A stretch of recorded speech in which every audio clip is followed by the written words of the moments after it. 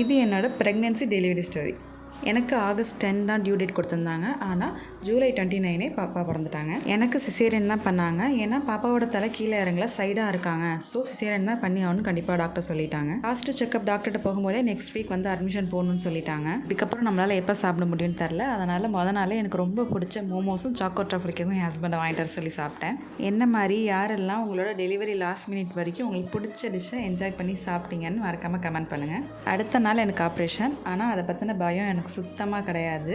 ஏன்னா எனக்கு பயத்தை விட பேபி வரப்போகிறாங்கங்கிற எக்ஸ்பெக்டேஷனும் என்ன பேபியாக இருக்குங்கிற க்யூரியாசிட்டியும் ரொம்ப அதிகமாக இருந்துச்சு. தன்னால் நமக்குள்ளே இருந்த உயிர் இப்போ நம்ம கையில் கொண்டு வந்து கொடுக்க போகிறாங்க. ஸோ நான் சிரிச்சிட்டே தான் ஆப்ரேஷன் தேட்டருக்குள்ளே போனேன். சிசேரியனால் அனஸ்தீசியா கொடுத்து நமக்கு இடுப்பு கீழ் பகுதி ஃபுல்லாக மறுத்து போயிருக்கும். ஆப்ரேஷன் தேட்டரில் நமக்கு இடையில ஒரு ஸ்க்ரீன் போட்டிருப்பாங்க. நம்மளால் அவங்க என்ன பண்ணுறாங்கன்னு பார்க்க முடியாது. ஆனால் நம்ம ஸ்டார்டிங்கில் முடிச்சது தான் இருக்கும். அதுக்கப்புறம் தான் நமக்கு மயக்கம். டாக்டர் உங்களுக்கு கேர்ள் பேபி பிறந்திருக்காங்கன்னு சொல்லும்போது நம்ம சந்தோஷத்தை சொல்ல வார்த்தைகளே கிடையாது. அதுதான் முதலும் கடைசியுமா நம்ம குழந்தையோட அழுகு குரல் கேட்டு நம்ம சிரிச்ச தருணமாக இருக்கும்.